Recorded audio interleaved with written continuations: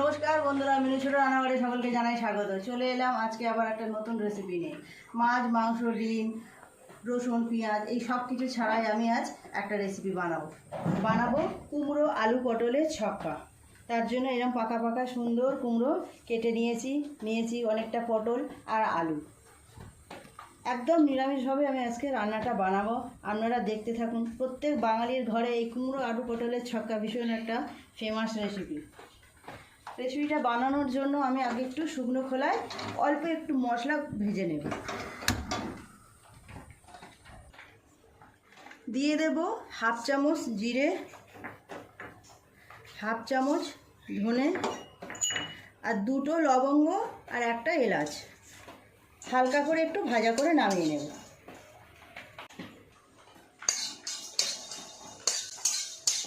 এই মশলাটা এই রান্নায় দিলে খুব ভালো লাগবে। হালকা গন্ধ ছাড়লেই নামিয়ে নেব। হালকা গন্ধ ছেড়ে গেছে, নামিয়ে নেব।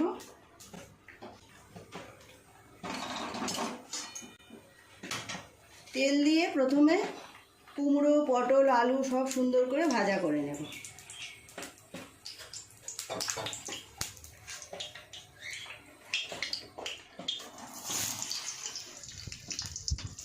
এই রান্নাটা আপনারা যে কোনো কিছুর সাথে খেতে পারবেন, ভাত, রুটি, লুচি, পরোটা যার সাথেই খান না কেন খুবই ভালো লাগবে।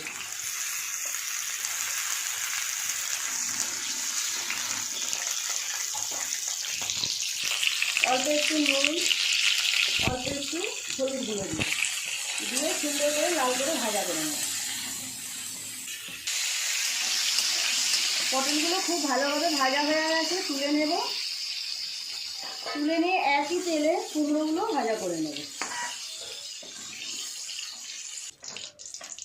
আরও একটু তেল দিয়ে দেব।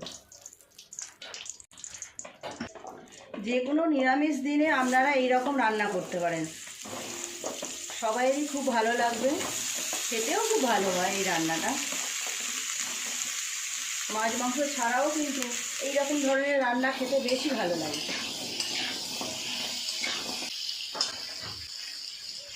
হলুদ গুঁড়ো, অল্প একটু নুন। কুমড়োর সাথে আলুগুলোও ভাজা করে নেব। দিয়ে দেবো আলু। খুব ভালো করে আলু আর কুমড়ো লাল লাল করে ভাজা করে নেব। খুব ভালো করে একটু সময় নিয়ে নেড়ে নেড়ে আলু কুমড়ো ভাজা করে নেব।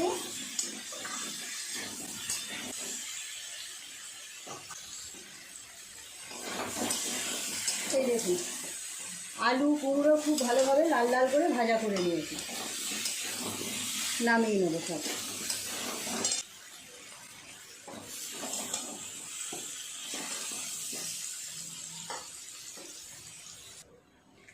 সব সবজি ভাজা হয়ে গেল, কড়াই আরেকটু তেল দিয়ে দিলাম। ফোড়নে দিয়ে দেব একটা তেজপাতা আর একটা শুকনো লঙ্কা, দিয়ে 1 চামচ মতো জিরে, আর দিয়ে দেবো একটু হিং। নিরামিষ তরকারিতে একটু হিং দিলে খুব ভালো লাগে। যে কোনো নিরামিষ তরকারিতে হিং দিলে খুব সুন্দর একটা টেস্ট আসে।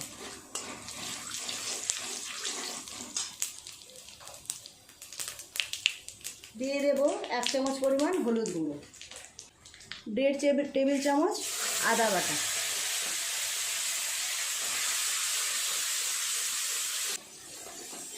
ভালো করে নেড়ে নেড়ে আদার কাঁচা গন্ধটা চলে গেছে। দিয়ে দেব একটা টমেটো বাটা।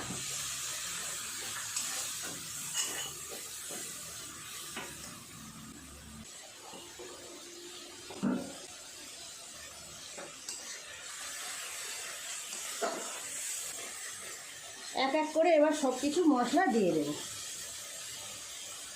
দিয়ে দেব 1 চামচ পরিমাণ লঙ্কার গুঁড়ো, 1 চামচ জিরের গুঁড়ো, আর 1 চামচের একটু কম দেব ধনের গুঁড়ো। অল্প একটু জল দিয়ে সমস্ত মশলাগুলো খুব সুন্দর করে কষিয়ে নেব। মশলার জার ধোয়া জল অল্প একটু দিলাম। মাছ মাংস তো সব দিন খাওয়া হয়, এইরকমভাবেও একদিন আপনারা রান্না করতে পারেন। যে কোনো কিছুর সাথেই আপনারা খেয়ে দেখবেন, খুব ভালো লাগবে। আপনারা যদি হিংটা না পছন্দ করেন, হিংটা বাদ দিয়ে আর সমস্ত মশলা কিছু দিয়ে করবেন, দেখবেন খুব ভালো লাগবে। দিয়ে দেব স্বাদ মতো নুন, 1 চামচ দিলাম, আরও বেশ কিছুটা দিলাম। খুব সুন্দর করে মশলাটা কষানো হয়ে গেছে, দেখুন কত সুন্দর দেখতে লাগছে।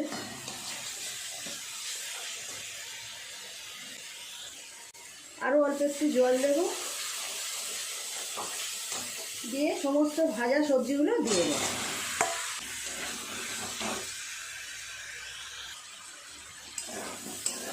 খুব ভালো করে সময় নিয়ে মশলার সাথে সব সবজিগুলোকে এইভাবে কষাতে হবে।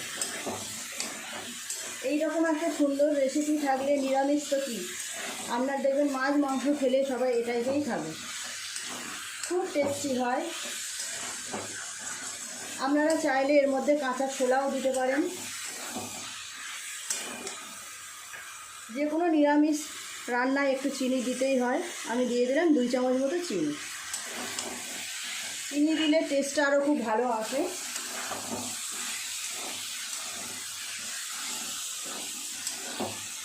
আরও কিছুক্ষণ এইভাবে কষাবো। যত বেশি কষানো হবে, রান্নার স্বাদটা খুব বেশি ভালো আসবে।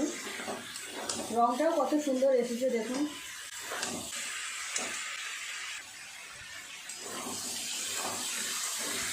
খুব সুন্দর করে আমার মশলাটার সঙ্গে সবজিগুলোকে কষানো হয়ে গেছে। এবার জল দিয়ে দেব। মশলার জার ধোয়া জল একটু দিয়ে দিলাম।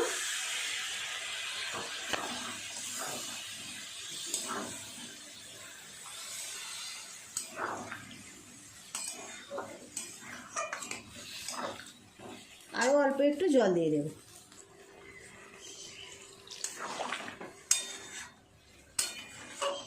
এবার চাপা দিয়ে সিদ্ধ হতে দেব।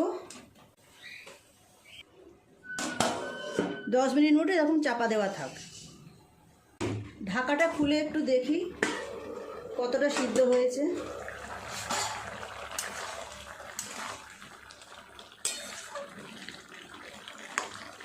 আর একটু সিদ্ধ হবে, চাপা দিয়ে দেব। আর একটু সিদ্ধও হবে, আর জলটাও আরও কমে যাবে। আর একটু থাক ঢাকা দেওয়া।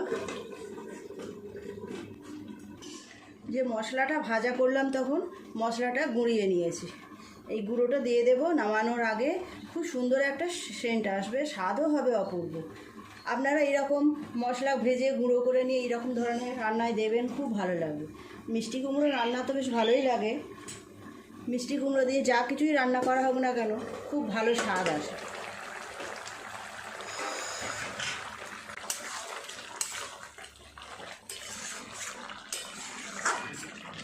আর চাপা দেব না, ঝোলটা একটু কমে গেলেই নামিয়ে নেব। আলু কুমড়ো খুব ভালোভাবে সব সেদ্ধ হয়ে গেছে।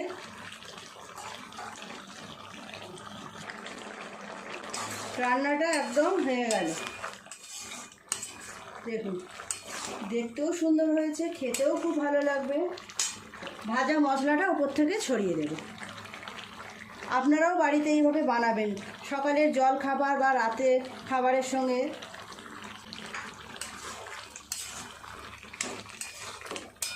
নিরামিষ রান্নাও যদি ঠিক মতো করা যায়, মাছ মাংসকে হার মানিয়ে দেবে।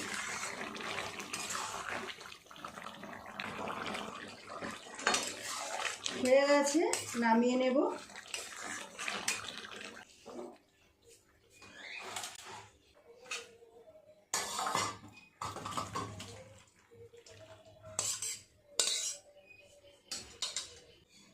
তৈরি হয়ে গেল আমার আজকে নিরামিষ কুমড়ো আলু পটলের ছক্কা।